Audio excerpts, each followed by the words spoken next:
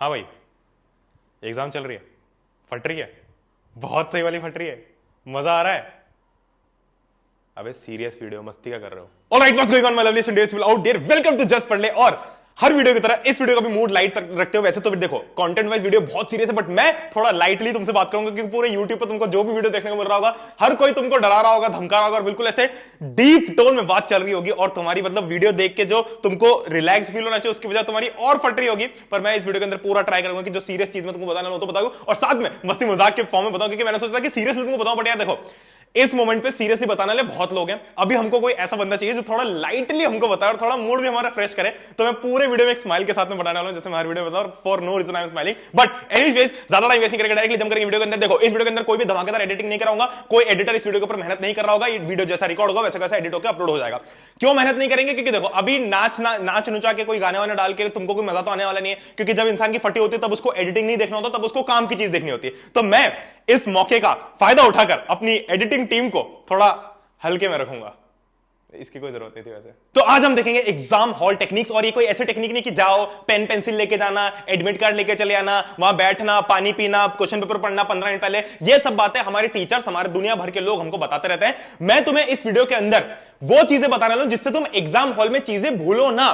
क्योंकि क्या होता है कि तुमने पढ़ बहुत सारा लिया, सब कुछ पढ़ लिया, पर एग्जाम हॉल में जाते हैं और वही चीज हमको पता होता है इसका आंसर अरे यही था, बस वो एक वर्ड याद नहीं आ रहा, जिससे हम बस ऐसे हो जाते हैं एग्जाम हॉल के अंदर। वो हमको अवॉइड करना है। तो exam hall techniques pre exam और ड्यूरिंग एग्जाम दोनों आज इस वीडियो के अंदर बताने वाला हूं। तो ये जो टेक्निक्स है तुम्हें जीरो से हीरो भी बना सकती है, पर अगर तुम ध्यान से देखो तो ये तुम्हें हीरो से जीरो भी बना सकती है। तुम्हें अगर सब कुछ आता है, तुमने सब कुछ पढ़ लिया है, तो भी अगर तुम्हें टेक्निक्स फॉलो नहीं करते तो तुम जीरो बन सकते हो, और अगर तुम्हें कुछ नहीं आता है तब भी अगर तुम टेक्निक्स फॉलो करते हो तो तुम हीरो भी बन सकते हो। तो without wasting any further time, let's directly jump into the video. तो सबसे पहला है पिक्चराइज। जो भी चीज हम पढ़ रहे हैं उसको पिक्चराइज करना बहुत जरूरी है। पिक्चराइज का मतलब क्या होता है? उसकी फोटो मेमोरी बनाओ। अरे भैया, आप तो इतने कमाल वर्ड्स बता रहे हो। देखो, सिंपल सी बात है, कुछ भी नहीं करना है, बड़ी सिंपल सी चीज है। मान लो तुमने कोई भी पैराग्राफ रीड किया, चाहे कोई भी सब्जेक्ट हो, English, Hindi, social science, science, कोई सा भी, मैथ्स के अंदर हालांकि इतना ज्यादा नहीं हो सकता, बट फिर भी अगर कोई क्वेश्चन है, कोई वर्ड प्रॉब्लम है, तो उसके अंदर तुम ये चीज अपना सकते हो कि हमें जो भी लाइंस दे रखी है क्वेश्चन के अंदर उसको पिक्चराइज करना है। तुम्हें मैथ्स के अंदर बोला कि भाई ये लड़की एक रस्सी लेके इतने चक्कर लगा रही है ग्राउंड के, तो तुमको विजुअलाइज करना है कि भाई एक पिक्चर है, तुम ऊपर से उसको देख रहे हो, एक तुमको फील्ड दिख रही है, उसमें एक लड़की तुमको घूमते हुए दिख रही है। इसका तुम बोलोगे भैया फायदा क्या है? इसका फायदा बस ये है कि मुश्किल से तुम्हारे 30-40 सेकंड एक्स्ट्रा लग रहे होंगे, पर जब तुम पूरा क्वेश्चन सॉल्व करोगे तो ड्यूरिंग द एंटायर प्रोसेस तुम्हें वो चीज याद रहेगी, और उससे रिलेटेड अब कुछ भी क्वेश्चन अगर एग्जाम के अंदर आता है तो तुम्हें वो पिक्चर से चीजें याद होंगी। फॉर एग्जाम्पल, मान लो कि तुम्हारा लेट्स से सोशल साइंस का कुछ भी है, या लेट्स से साइंस का कुछ भी है, कोई भी पेपर हो तुम्हारा, कोई फर्क नहीं पड़ता। अब उसमें कोई भी लाइन लिखी हुई है, चाहे कोई से भी क्लास हो भाई, 9, 10, 11, 12, कोई फर्क नहीं पड़ता। मान लो कि ग्रेविटेशन फॉर एग्जाम्पल है ना, इलेक्ट्रिसिटी, ग्रेविटेशन, कुछ भी बोल सकते हो। अब उसमें है कि भैया एक बॉल नीचे गिर रही है, या फिर मान लो दो बॉल्स आपस में कोलाइड हो रही हैं, दोनों टकरा रही हैं एक दूसरे से, तो ये तुमको इस डायग्राम के फॉर्म में याद नहीं रखना है, तुमको एक्चुअली विजुअलाइज करना है कि अच्छा ये एक बॉल इधर से आ रही थी, ये एक बॉल इधर से आ रही थी, धम करके टकराई, अच्छा टकराने के बाद ये दोनों इधर गए, क्या हुआ? या इलेक्ट्रिसिटी की बात करूंगा मैं, या फिर let's say for example human आई की बात करूं, तुम्हारा जो लेंस वाला चैप्टर उसकी बात करो, तो तुम्हें विजुअलाइज करना है कि अच्छा सनरेज आ रही है बहुत सारी, मैंने एक लेंस लगाया और लाइट चिपक रही है आके। इस टाइप से तुमको चीजें याद रखनी है। यह पिक्चराइजेशन तुम्हारा अभी काम नहीं आएगा, ये एग्जाम के अंदर जब वो एक चीज तुम भूल रहे होगे ना कि यार वो क्या था, क्या वो ऐसे हो रही थी, ऐसे हो रही थी क्या, उस टाइम पे तुम्हारी मदद करेगा। और एक बार अगर तुम किसी भी पूरे, अब लेट्स से कि थ्योरेटिकल चैप्टर्स में बड़ा काम आता है, फॉर एग्जांपल तुमने ये पूरा एक पैराग्राफ है, इस पूरे पैराग्राफ की एक पिक्चर बन सकती है। अब अगर तुमने इस एक पिक्चर को याद रख लिया तो तुम्हें पूरा पैराग्राफ लिख सकते हो। ठीक है, तो जो पिक्चर बेस्ड क्वेश्चंस नहीं आते हमको, उसको हम उल्टी टेक्निक अपनाएंगे। हम क्या करेंगे? हम खुद पिक्चर बना लेंगे। ठीक है, तो एग्जाम टाइम में बड़ा हेल्प कर रहा होगा। तो जो भूलने वाली चीजें हो तुम इससे अवॉइड करोगे। और दूसरी चीज, वो जो एक प्रॉब्लम आती है ना कि वो वर्ड हम भूल जाते हैं, हमको क्या करना है? किसी भी टाइप के अगर थ्योरेटिकल आंसर है जिसमें मान लो 5-6 पॉइंट्स हैं, ये 4-5 पॉइंट्स हैं, तो हर पॉइंट में से तुम्हें एक ऐसा वर्ड अंडरलाइन करना है कि भैया अगर ये वर्ड मुझे याद है तो मैं पूरा सेंटेंस बना सकता हूं। चाहे वो कोई फैक्चुअल वर्ड हो सकता है, चाहे वो किसी इंसान का नाम हो सकता है, चाहे वो कोई साइंटिफिक थ्योरी हो सकती है, या चाहे कोई भी ऐसा एक भारी वर्ड हो सकता है कि भैया बस ये वर्ड याद रहे ना मुझे, तो मैं इसके आगे पीछे कुछ भी लगा के कुछ भी आंसर चेप सकता हूं। हमें बस 5 पॉइंट्स याद नहीं करने, हमें बस वो 5 वर्ड्स याद करने मात्र। ठीक है, coming to the point 2, write and learn writable stuff. ये लोग बहुत गलती करते हैं।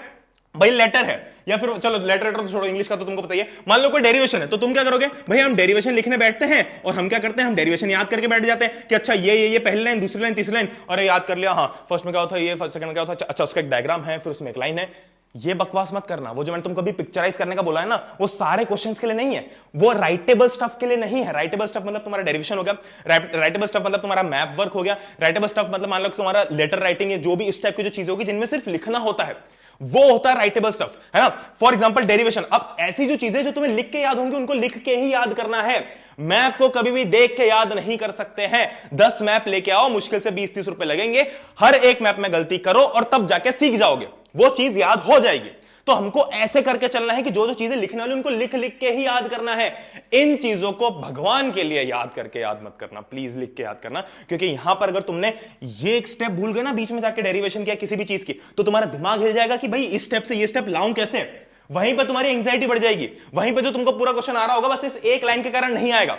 तो मेक श्योर कि ऐसी जो भी चीजें हैं उनको हम लिख के याद करें। Coming to the next point जो कि है डोंट वेस्ट, ये ड्यूरिंग प्रिपरेशन की बात कर रहा हूं, ये जो शुरू के जो 2-3 पॉइंट्स है ना, ये सब प्री एग्जाम के हैं, ठीक है। मैं तुमको कोई एग्जाम प्रेजेंटेशन के बारे में नहीं बताऊंगा, तुम सबको पता है कि भैया अंडरलाइन करना है, लाइन ड्रॉ करनी, वो सारी चीजें तो बहुत छोटी सी तुमको एंड में बता दूंगा मैं, बट अभी ये प्री एग्जाम चल रहे हैं, ठीक है। डोंट वेस्ट टाइम ऑन जो पूरा हो गया। कई बार हम क्या करते हैं ना कि भैया ये चैप्टर पूरा हो गया, अब हम हमारे फील गुड हार्मोन्स को रिलीज करने के लिए उसी को बार बार पढ़ते हैं कि अरे ये तो आता है, अरे तेरे भाई को सब आता है, अरे ये भी क्वेश्चन आता है, उसी के क्वेश्चन बार बार कर रहे होते हैं। ये गलती मैंने भी की है, ये गलती बहुत सारे बच्चे करते हैं। मैं चाहता हूं कि जो गलती मैंने की हो तुम ना करो।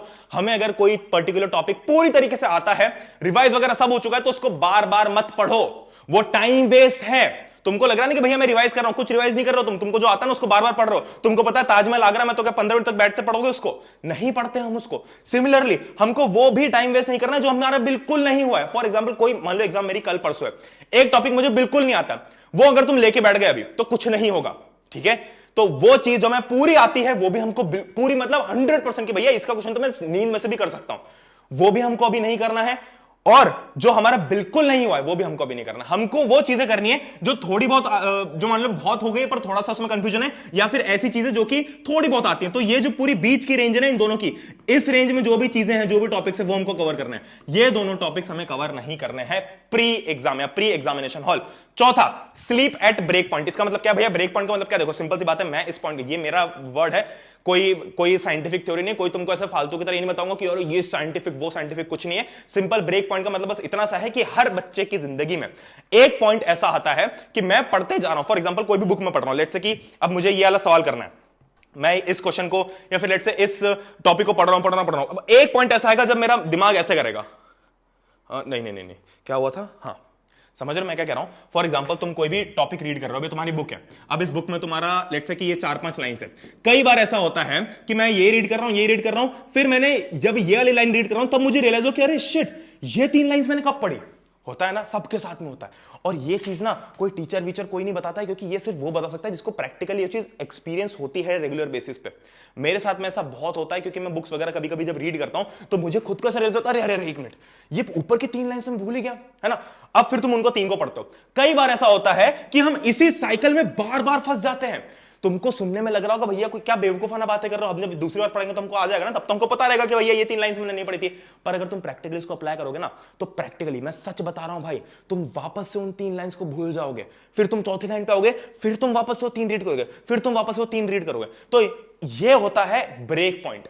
अगर तुम्हारा दिमाग जो है, तुम जब मान लो कि तुम रीड करते जा रहे हो पर तुम उनको इमीडिएटली भूलते जा रहे हो, वो होता है ब्रेक पॉइंट। और उस पॉइंट पे हमको सो जाना है, क्योंकि उस पॉइंट के आगे पढ़ना is equals to waste of time. देखो 2 चीजें तुमको अभी के लिए करनी है, एक तो हो गई तुम्हारी पढ़ाई और दूसरा हो गया प्रॉपर स्लीप, है ना।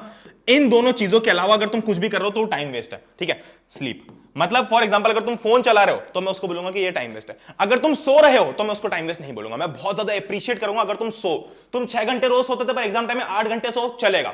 तुम 1-2 घंटा फोन चलाते थे, वो छोड़ के अगर तुम 1-2 घंटा सोगे तो भी चलेगा, because it is utilization of time. अगर तुम इन दोनों में से कोई भी एक चीज कर रहे हो तो तुम अपना टाइम यूटिलाइज कर रहे हो। तो अगर कहीं पे भी ऐसा होता है कि मैं पढ़ते जा रहा हूं पर मेरे दिमाग में कुछ नहीं घुस रहा है, तो वो पढ़ना वेस्ट ऑफ टाइम कहलाएगा।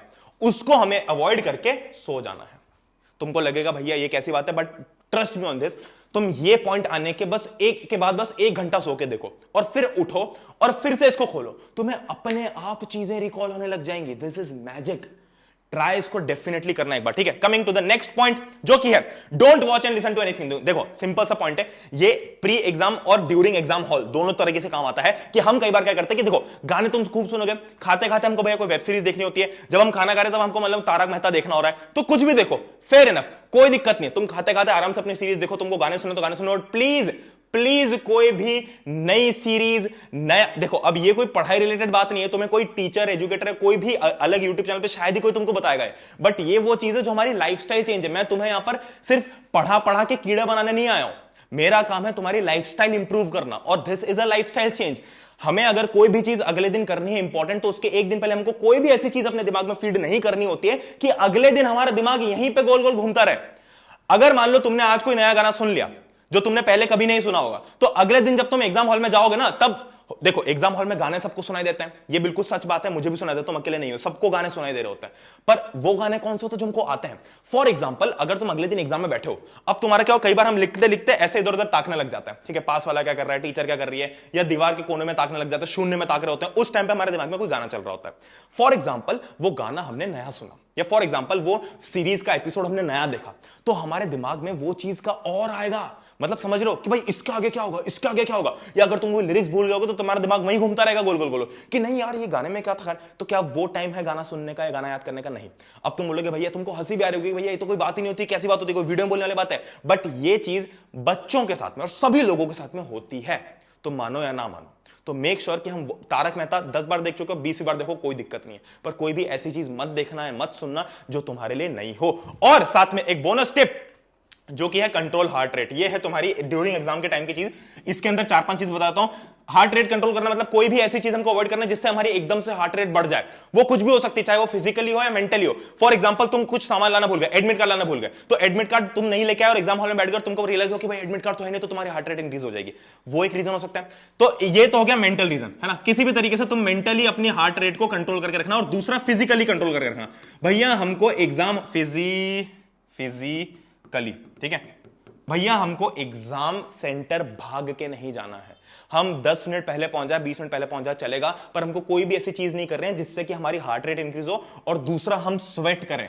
अब तुम बोलोगे भैया यार ये भी कोई बात नहीं है, देखो क्या होता है ना कि हमें हर चीज यूट्यूब के ऊपर अवेलेबल है, पर कुछ चीजें जब हम नहीं सुनते ना तो हमको लगता है कि क्या पता है सही हो या नहीं हो, बट ये प्रैक्टिकली बिल्कुल सच बात है। तो मैं चाहे कोई बताए ना बताए, हार्ट रेट और स्वेट दोनों को कंट्रोल करके रखना है भगवान के लिए। प्लीज मेक श्योर कि तुम इन दोनों चीजों को बढ़ने ना दो, मेंटली फिजिकली दोनों तरीके से। भाग के नहीं जाना है। मेंटली कैसे अवॉइड कर सकते हो? पहला तो भाई अपना सारा सामान लेके आओ।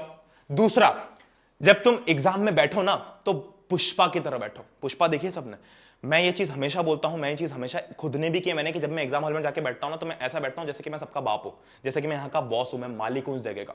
तो मैं बैठना उसी स्टाइल में, सबमिसिव होके नहीं बैठना है कि तुम बैठे और बस ऐसे तर तर तर तर फड़फड़ा रहे हो कि भैया आप क्या होगा, आप क्या होगा, बाकी बच्चों को देख रहे हो और ये क्या कर रहा हो, क्या कर रहा है। बिल्कुल आराम से बैठो, चिल होके बैठो, ऐसे बैठना हो ऐसे बैठो, बिल्कुल गुंडों की तरह बैठना हो तो कोई दिक्कत नहीं है, बट प्लीज मेक श्योर कि तुम उस जगह को डोमिनेट कर रहे हो, उस जगह पे अपने आप को सबमिट नहीं कर रहे हो। दिस विल हेल्प कि तुम्हारी मेंटली कोई भी ऐसी चीज ना हो जिससे तुम्हारी हार्ट रेट इंक्रीज हो। और फिजिकली तुम्हें पता है कि भाई भागा दौड़ी नहीं करना है। बीच एग्जाम में मेक श्योर कि अगर पॉसिबल हो पाए, अगर तुम्हें टाइम की कमी ना हो तो एक ब्रेक जरूर लो। भले ही तुम्हें हो सकता है सुसु नहीं आ रही हो तो भी जाओ, ठीक है। मैं ये नहीं कह रहा कि वहां पे 15-20 मिनट आराम बर्बाद करो, वो नहीं कह रहा, बट एक राउंड लगा के जब हम आते हैं ना, जब हम इधर उधर देख के आ रहे होते हैं कि अच्छा बाहर का हमने कुछ पेड़ वेड़ देखे, तो बीच में जब हमको ब्रेक मिलता है उसके बाद जब हम वापस आते हैं ना और जो ऐसे ऐसे करके लिखना चालू करते हैं, वो जो फील होती है ना, उसमें एकदम से चीजें जो नहीं आ रही होती वो भी आने लग जाती है, ठीक है। तो मेक श्योर कि अगर तुम ब्रेक ले रहे हो तो हॉल में बैठ के ब्रेक ना लो, बाहर एक राउंड लगा के ब्रेक लेके आओ, और ये चीज बहुत ज्यादा हेल्प करेगी तुम्हारी। तो दैट बीइंग सेड, ज्यादा टाइम वेस्ट नहीं करूंगा, मैं वीडियो को यहीं पे एंड कर दूंगा। हम लोग मिलते हैं नेक्स्ट वीडियो के अंदर। मेक श्योर तुम लोग चैनल को सब्सक्राइब करो, मेक श्योर कि सब्सक्राइब कर लो, और जितने भी लोग 9 से 10th मूविंग है तुम्हारे लिए भाई बहुत तगड़ा सरप्राइज आने वाला है। मिलते हैं नेक्स्ट वीडियो के अंदर, तब तक के लिए गुड बाय, टेक केयर, जय Hind, Vande Mataram, and please make sure कि तुम इस वीडियो को शेयर करोगे, क्योंकि इसके अंदर बहुत सारी नई चीजें तुम्हें आई होप सीखने को मिली होंगी।